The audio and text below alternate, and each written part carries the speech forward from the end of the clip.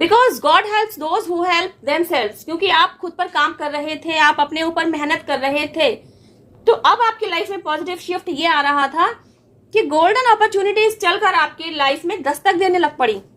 आपने एक एक करके उन सभी गोल्डन अपॉर्चुनिटीज को ग्रैब किया, उन्हें एक्सेप्ट किया, उन पर काम किया, खुद पर काम करके खुद को हील करते हुए अब तक आप यह समझ चुके हैं कि आपको 3D वर्ल्ड में अपने आप को ना किस तरीके से लेते हुए चलना है। आपने समझ लिया है कि अगर कोई रिश्ता आपके साथ ठीक नहीं चल रहा है तो आपको उसके साथ डील कैसे करना है।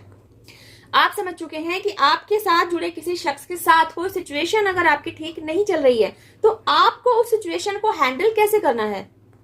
क्योंकि खुद पर काम करके ना आप अपनी समझ बुद्धि के स्तर को इस हद तक बढ़ा चुके होते हैं कि आपको समझ में आ रहा होता है कि यह सिचुएशन जो आपकी लाइफ में चल रही है, जिस सिचुएशन में आप और आपसे जुड़ा हुआ कोई शख्स, आप दोनों इक्वली इन्वॉल्व हैं। क्योंकि आप दोनों का थॉट प्रोसेस इस सिचुएशन के तहत इक्वली रन नहीं कर रहा है।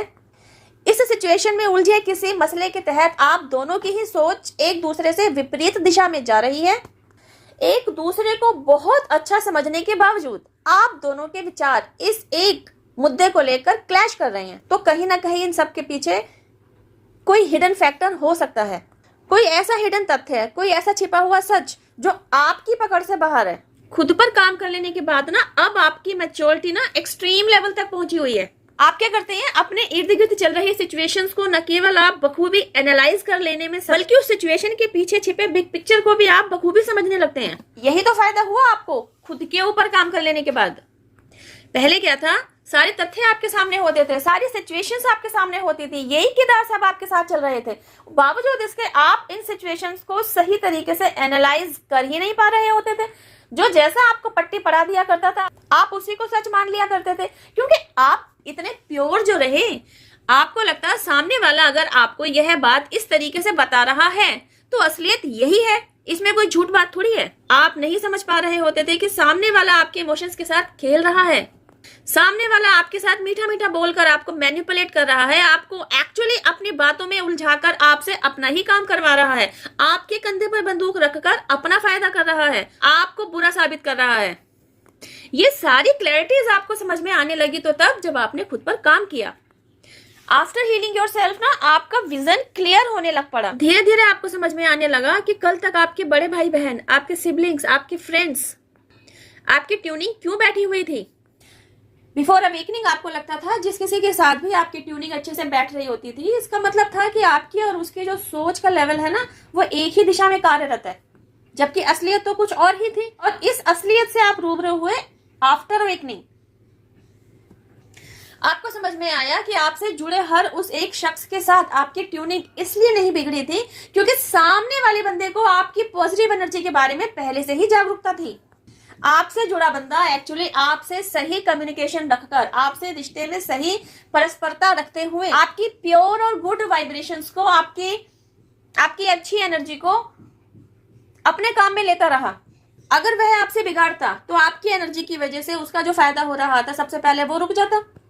दूसरा, आपकी अच्छी एनर्जी का फायदा खुद आपको होने लगता, क्योंकि आप अपनी पॉजिटिव एनर्जी के गुड लक को समझते ही नहीं थे। तो आपका ध्यान खुद की बजाय बाकी सब पर था। जिन भी लोगों से जाकर आप जुड़े ना, अनजाने ही आप अपनी एनर्जी का फायदा दूसरों को करवा ही रहे थे। यहां समझने वाली बात यह है कि अनजान आप थे, वे लोग नहीं जो आपकी एनर्जी को सक करते रहे। वे लोग तो बखूबी जानते थे कि आप में क्या पॉजिटिविटी है, because you are a pure soul. आप में क्या प्लस पॉइंट्स हैं। अनभिज्ञ तो आप थे अपने आप से। तो कहीं आप अपनी इस पॉजिटिविटी को जान न जाएं, उन्होंने आपका ध्यान इस तरफ आने ही नहीं दिया। आपका ध्यान अपनी तरफ कब जाता, कब जानते आप अपनी पॉजिटिव एनर्जी के बारे में? जब आप अकेले होते, जब आप आइसोलेशन पीरियड को फेस करते। तो ऐसा कोई पीरियड आपकी लाइफ में आपसे जुड़े लोगों ने आने ही नहीं दिया। आपके इर्द गिर्द एक भ्रमित एनवायरनमेंट क्रिएट करके रखा। वे लोग आपसे बहुत प्यार करते हैं, आपकी बहुत परवाह करते हैं। आपको अब तक इसे इल्यूजन में रखा गया।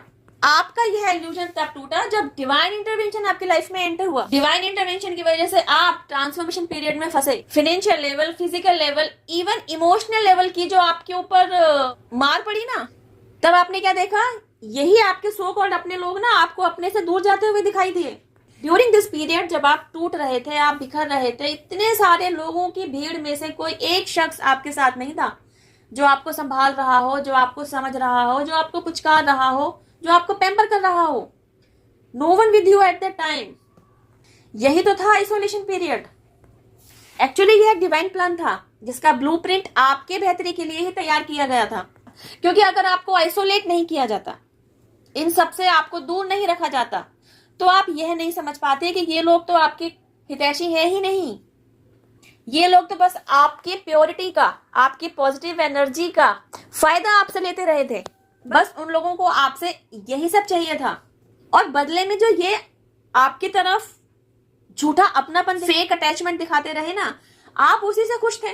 तो आपकी इस फेक हैप्पीनेस के पीछे की रियलिटी से आपको रूबरू कराने के लिए ही तो ट्रांसफॉर्मेशन पीरियड आपकी लाइफ में एंटर कराया गया। आई एम श्योर 80 to 90% लोगों की लाइफ में मेरी ही तरह ट्रांसफॉर्मेशन पीरियड कोरोना पीरियड के समय ही आया होगा।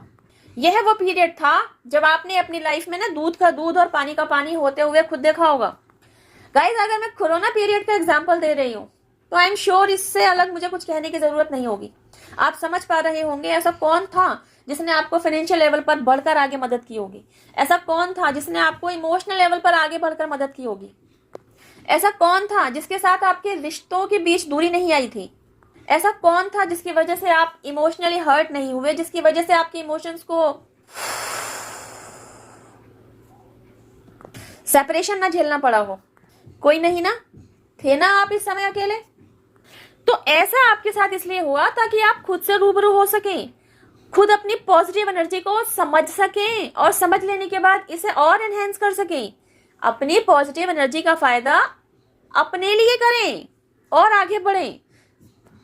यही तो वह पीरियड था जिसमें आपको यह समझ में आया, you are pure divine soul. आप प्योरिटी से भरपूर हैं।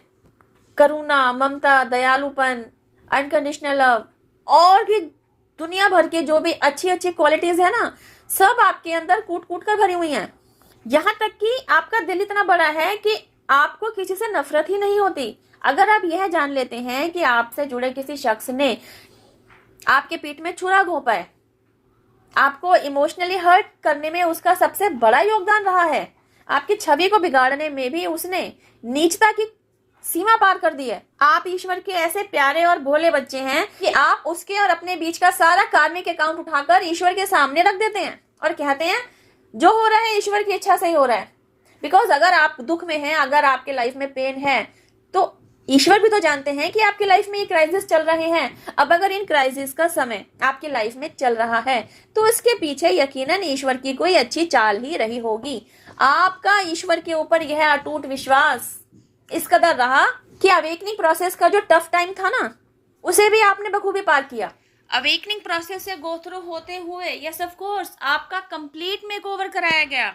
आपको तोड़कर, आपके ऊपर काम करके, डिवाइन द्वारा आपको रिबिल्ड करके आपका ही एक न्यू वर्जन तैयार कर दिया गया। आपका यह न्यू वर्जन आपके पुराने वर्जन, आपके पुराने व्यक्तित्व के कंपैरेटिवली और अधिक बुद्धिमान और अधिक शक्तिशाली और अधिक स्ट्रॉन्ग और अधिक स्मार्ट और अधिक चतुर, चपल, चालाक, हर सिचुएशंस के क्रिएट होने के पीछे गिद्धकी से नजर रखते हुए उसके पास्ट, उस सिचुएशन के पास्ट, प्रेजेंट और फ्यूचर को अच्छी तरीके से एनालाइज कर लेने की परख रखने वाला, न केवल अकेले ही उस सिचुएशन के साथ डील करने वाला, बल्कि उस सिचुएशन में इन्वॉल्व सारे लोगों को धूल चटा देने वाला, तीक्ष्ण बुद्धि वाला, एक्सट्रीम लेवल का पेशेंस रखने वाला, यहाँ तक कि अपने अंदर मेंटल पीस को होल्ड करके रखने वाला, इन सभी क्वालिटीज से भरपूर व्यक्तित्व वाला इंसान आपको बना दिया गया।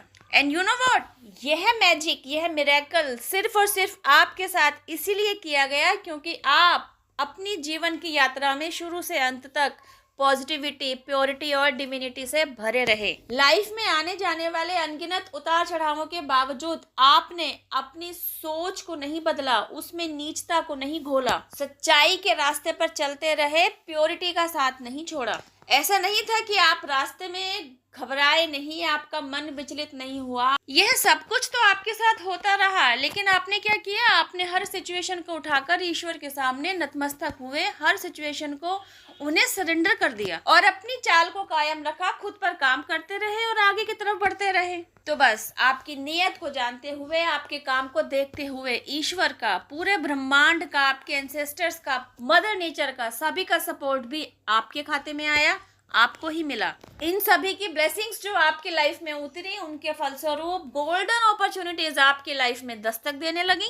आपने उन सभी सुनहरे सुअवसरों को समझा, उन्हें एक्सेप्ट किया, उन पर काम किया और अपनी लाइफ की दिशा और दशा सब पॉजिटिवली बदल डाली। आज आप अपनी लाइफ में न केवल फिनेंशियली स्टेबल हैं, बल्कि अपने जीवन यात्रा में जो भी अनुभव आपने प्राप्त किए ना, उनके चलते आप दूसरों को मोटिवेट करते हैं ताकि वे भी अपनी लाइफ में सकारात्मक बदलाव लेकर आएं, खुद को हील करें, अपने एंसेस्टर्स को हीलिंग सेंड करें, अपनी आगे आने वाली पीढ़ी के लिए सुशस्त एक मार्ग बनाएं। इस वीडियो में बस इतना ही। अब मैं आपसे मिलती हूँ मेरी नेक्स्ट वीडियो में। Till then have patience, Rab खैर, जय माता दी, take care, bye, stay blessed.